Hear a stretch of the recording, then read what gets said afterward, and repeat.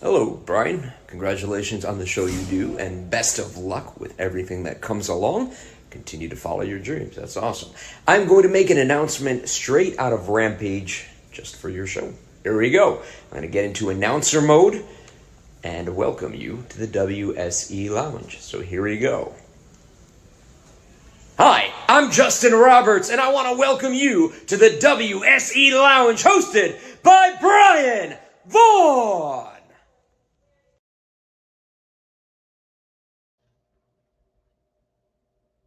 Hey, that was Justin Robertson telling Rampage is closed down a long time ago. Yeah, yeah.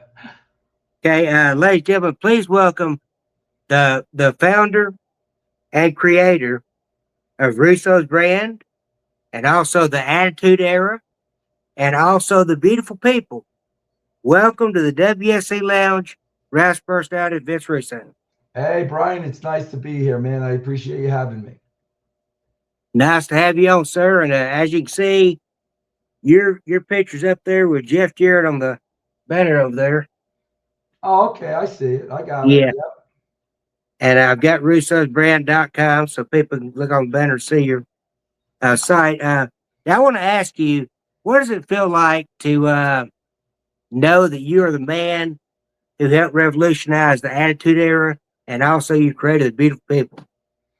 Man, I don't really think about that much, bro, because it was just, I mean, I've had a lot of jobs in my life, Uh-huh. and every job I ever had, I did to the best of my capability.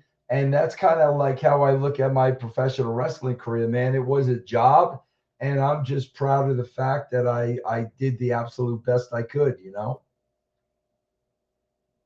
Okay. So let me ask you this, because I know you've probably been asked this a million times. Where did the term bro come from? I just got to know. God, man, it's just a bad habit. You know, a lot of people in wrestling use that term. And I actually think, like, I think Paige uses it more than I do, DDP. It's Uh-huh. just a bad habit. I just picked up a bad habit saying that a lot. I don't say it on purpose. It's just a bad Yeah, habit. I understand. I think we all pick up bad habits. Yeah, I think so. That's fair to say. Yep. So I got two fan questions for you. Ricky Trent, he wants to know if you were still under contract to the WWE, do you think the product would be better? Oh God, 1,000%. Yeah, I mean, no question about it. I do shows every week, and you know, I kind of give my opinion. I kind of give my critiques. There's so many things they could do to make that show better. So many things. I agree with you on that. I don't even normally watch WWE product anymore. I watch SmackDown every Blue Moon, NXT every Blue Moon. I don't have Netflix, so I don't watch Raw. AEW, I watch, but you know, today's wrestling to me is not what it was back years ago.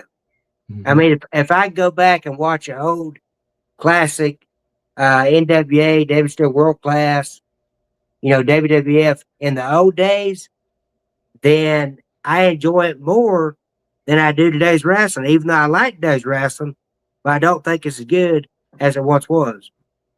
Yeah, I just think back then it was more, storyline and character driven. Today it's more match driven, and they're two totally different things. And I really believe that the masses, they want characters and they want storyline, and they're not getting it, and that's why they lost a lot of viewers. I agree with you on that. And I think back then it was more the technical stuff and more storyline driven. Then now you got everybody trying to outdo everybody doing flips and hardcore wrestling and all kinds of stuff. Yeah, yeah. It's again, it just changed, man. The emphasis today is the wrestling part of it, and man, there's only Uh-huh. so many things you could do in a wrestling ring. That's true. And the other fan question I had for you, James Green, the Jam Music Man, he wants to know who came up with the idea of the Millionaires Club and the New Blood back in 2000. Yeah, that was me and Eric together, pretty much me and Bischoff when we were Mhm. coming back and we were doing it together. We got together, and that was the concept we basically came up with. Okay, okay.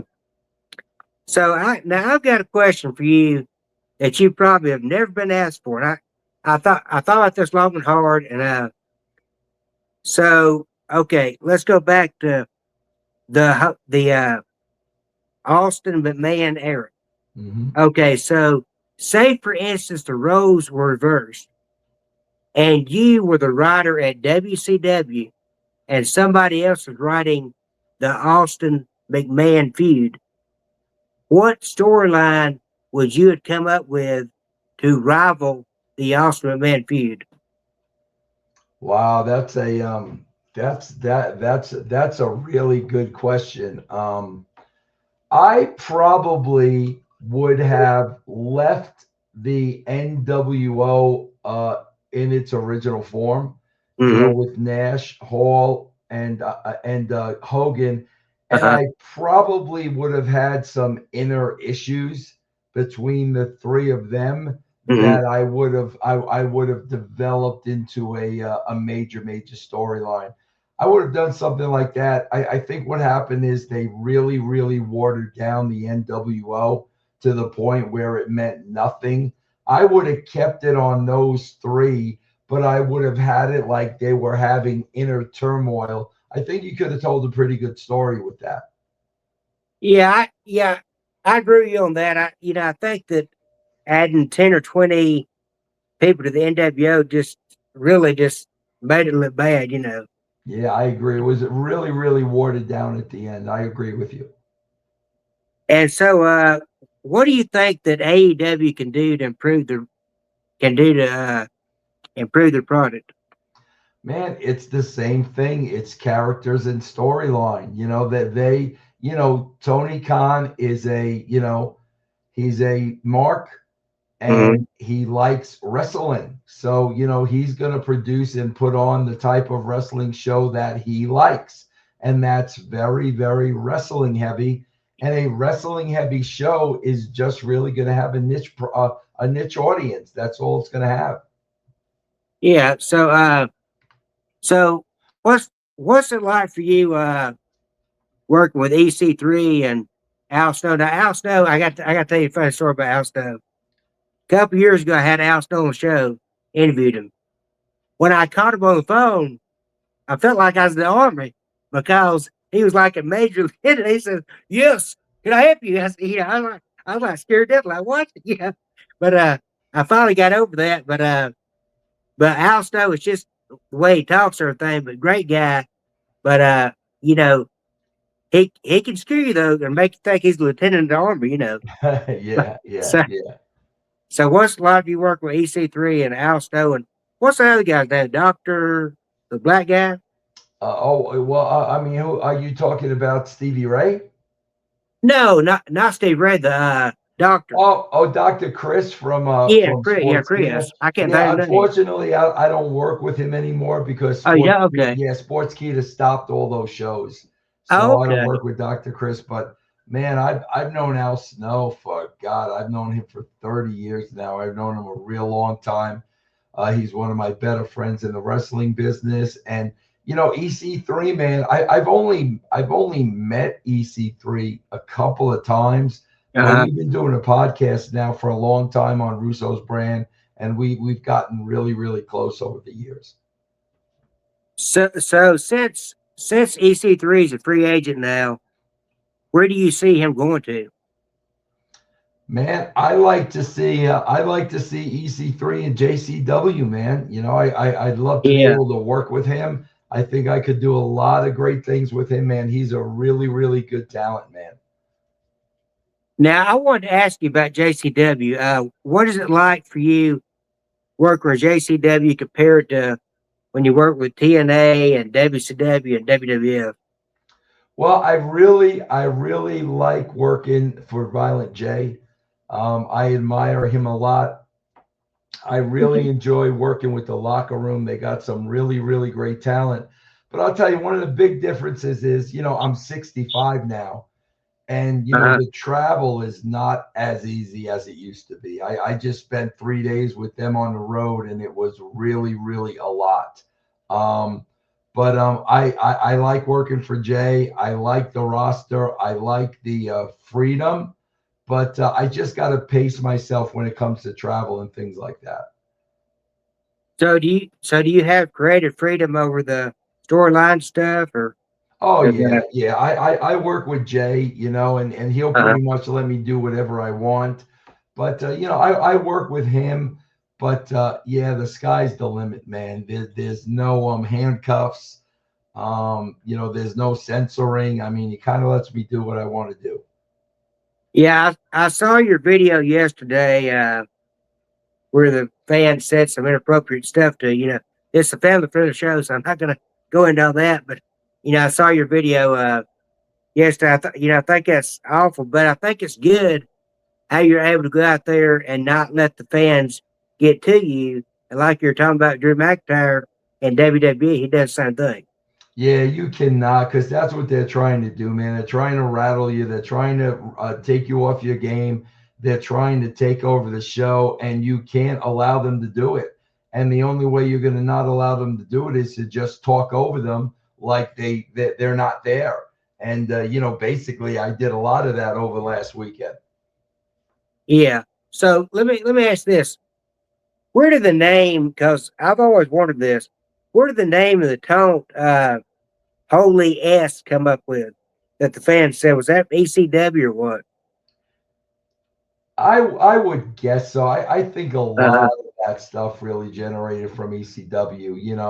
That was the style of wrestling.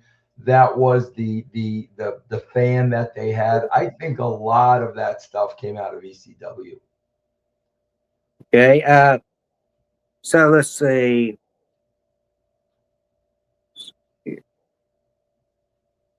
Okay. I've always admired Jeff Jarrett. I've always loved Jeff Jarrett. When he wrestled and everything.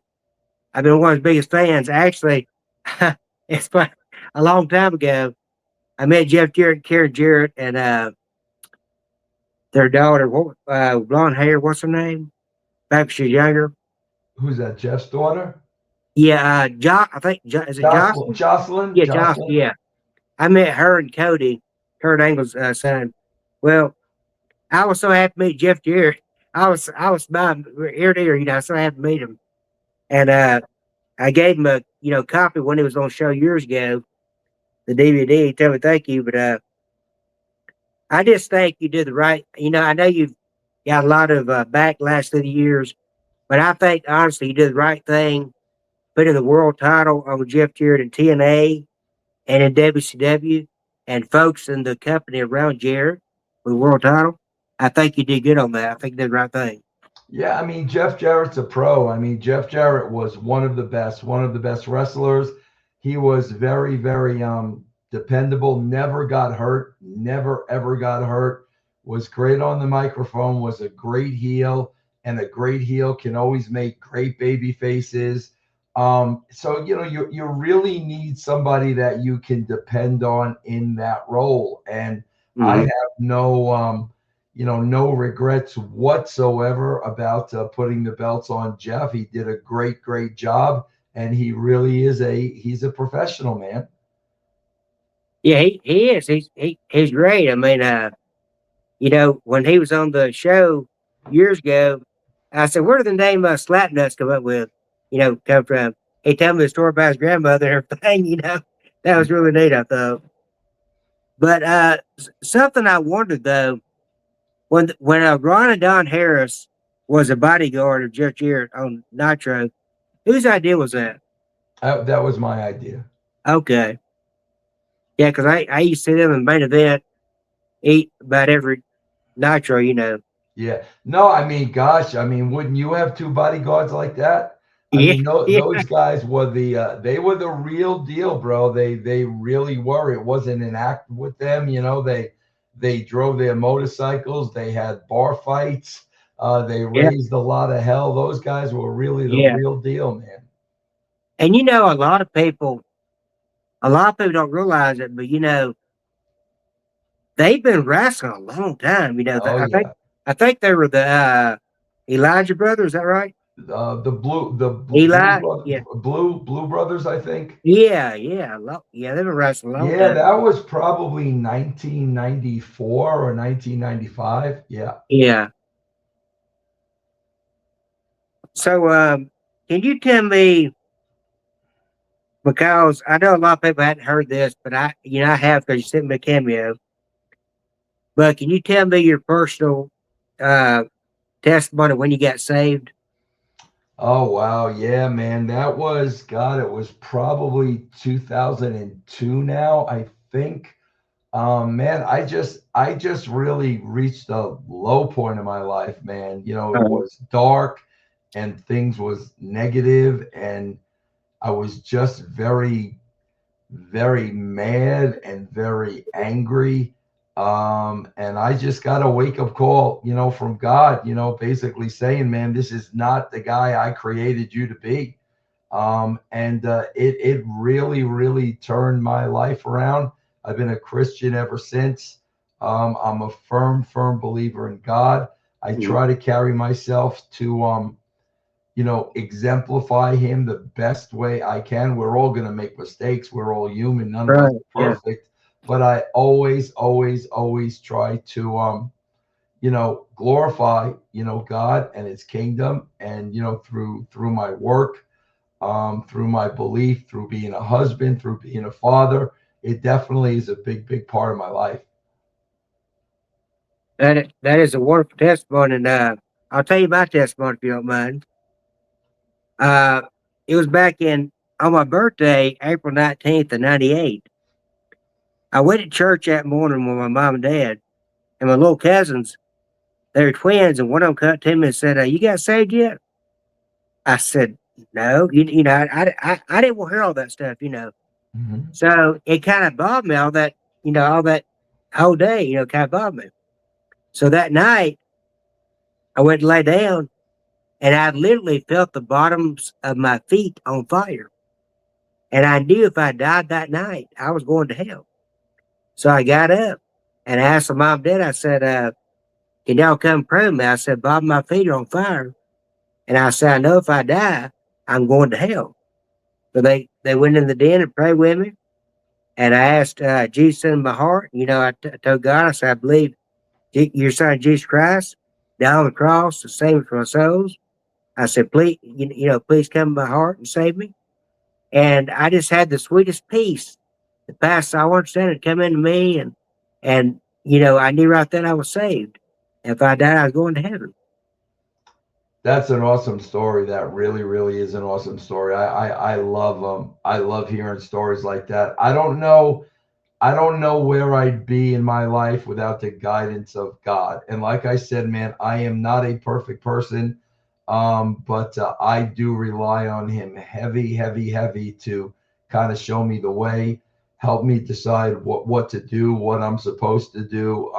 It's I can't imagine a life without God. Like I can't. That's right. None of us are perfect. It says, "For all are short and come short of the glory of God." You know, Exactly. we all make mistakes. It says, "Follow man, and I'll make you fish." It says, "Follow me, and I'll make you fish of man." You Exactly. know, Yes. Exactly. Yep. and I always tell people, I am nothing without God, but with God I'm something. Yeah, absolutely. I tell God that every day. I tell God I am Yeah. nothing. You are everything. I am nothing. I am nothing but a vessel, and use me any way you see fit. Yep. And it's like your show right here. I give God all the credit for it because I Him, I ain't nothing. Yeah. Yeah. Good for you, man. How long you been doing this show? Since 2014. Wow, that's a long time, man. Yeah, about 11 years I've had everybody from Ben Jones, who played Cooter on Dukes Hazard, to Danica McKellar, who played Winnie Cooper on Wonder Years. I've had Luke Gallows, Bischoff, um, Mark Merrow, Glacier, Alex Wright, Sonny Ono. I can't. I've had the Stro, the Maestro. Now, I've had, who are all those people behind the wall? Who what do they exemplify? oh, this is soap opera stars, different soap operas, and let's say different wrestlers, personalities.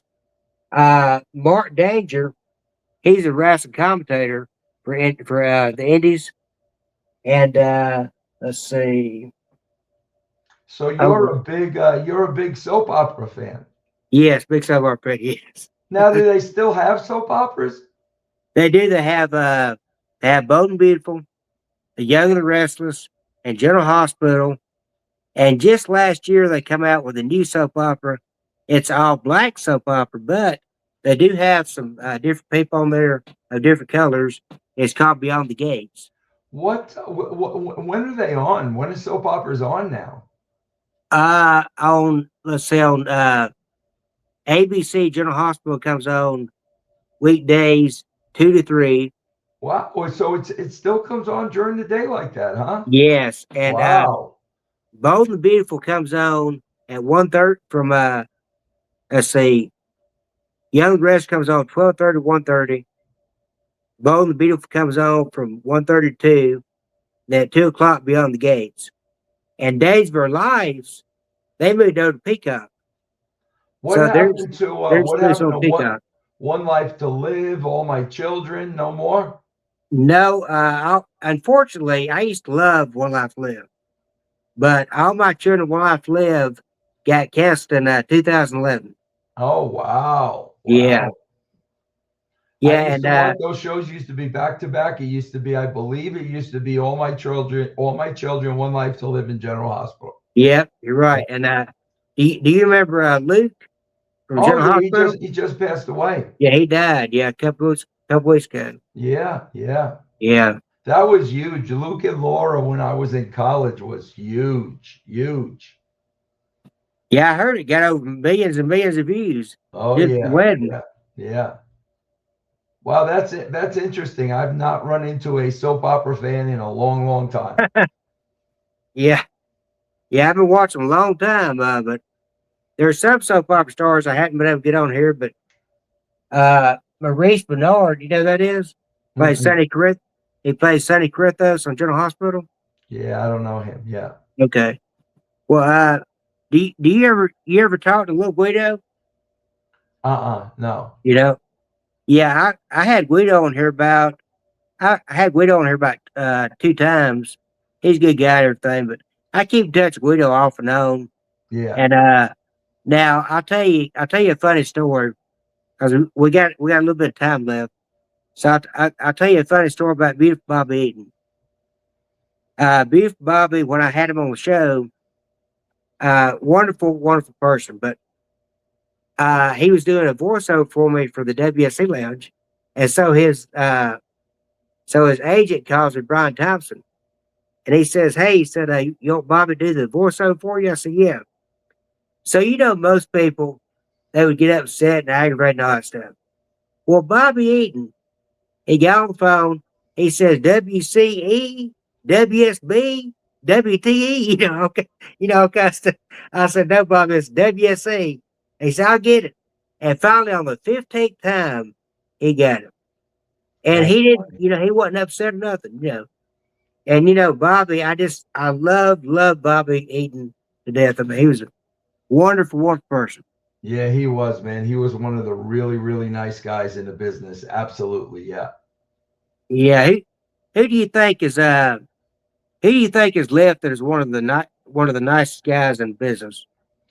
God, man, one of my favorite guys to work with. That was always such a good guy. I loved working with Kurt Angle, man. Kurt I Angle. really, really did. Kurt was such a pro, and he was such a good guy to work with, and an easy guy to work with. I really enjoyed working with Kurt. What about one of the? Now I'm not talking about Cornette and Bishop. Okay. What about one of the meanest guys you've had to work with? Well, I don't know if I'd say meanest, but Uh, Goldberg was tough to work with at times. yeah, He took things way too seriously. He kind of bought into his own hype and his own gimmick. And when a wrestler starts doing that, it just becomes a little difficult for a writer. yeah. Now, I will say this that I don't understand. I still don't understand this day. Um, and this is about Eric Bischoff. But something I don't understand again is I've seen you on your YouTube channel, Russo's Brand, as you see your logo above you up there. Yeah, I see it. Um, I've seen you talk about you've told you told Bischoff, and you would love to have a sit down meeting with him, whatever you wanted to, but he refuses to, and I don't understand that. I don't Well, get it. I mean, again, I always say I always tell the truth. I've got nothing to hide. Yeah, I'm not afraid to have a one-on-one conversation with anybody. So, I mean, the only thing I can assume is, I don't know, maybe there is something to hide. I don't know.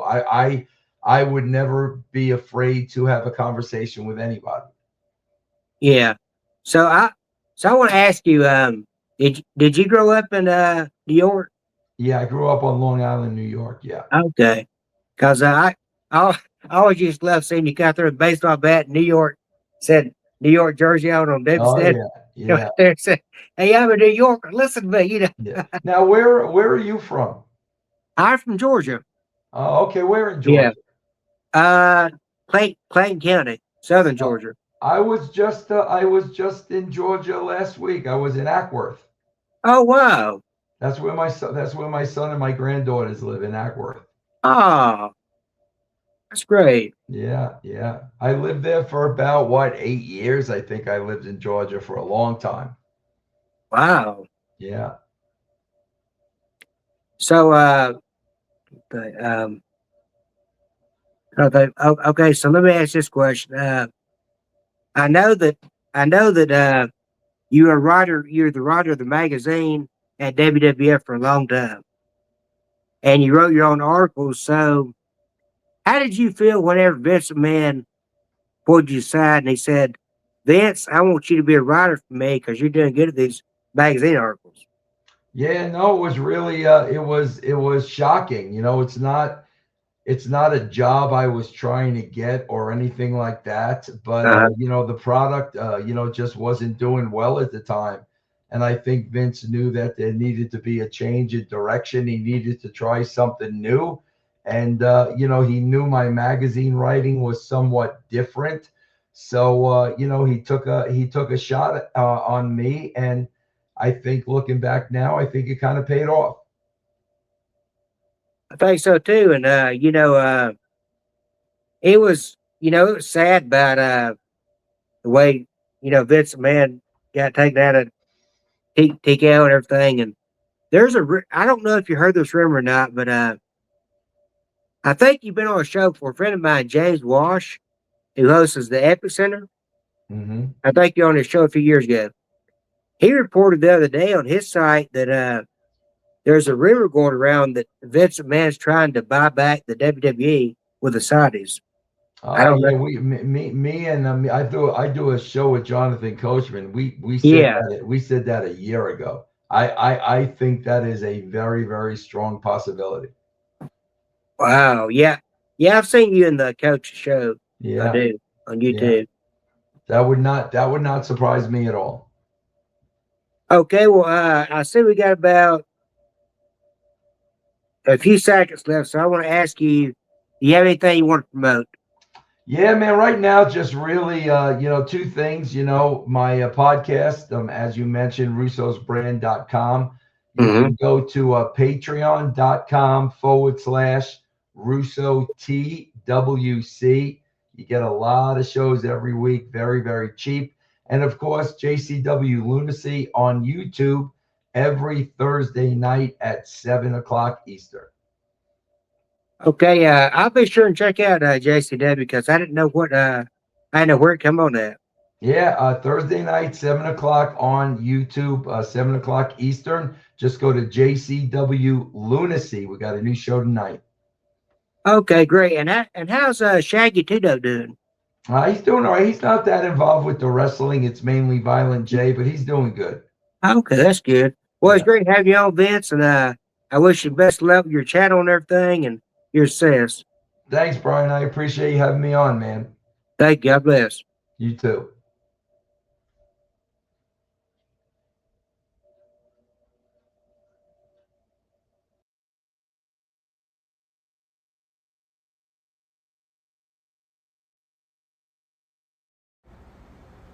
What's up, everybody? It's the Hollywood hunk, Ryan Nemeth, to thank you for listening to the WSE Lounge. And when you're done with this episode, head over to Vimeo, watch my film, Heal,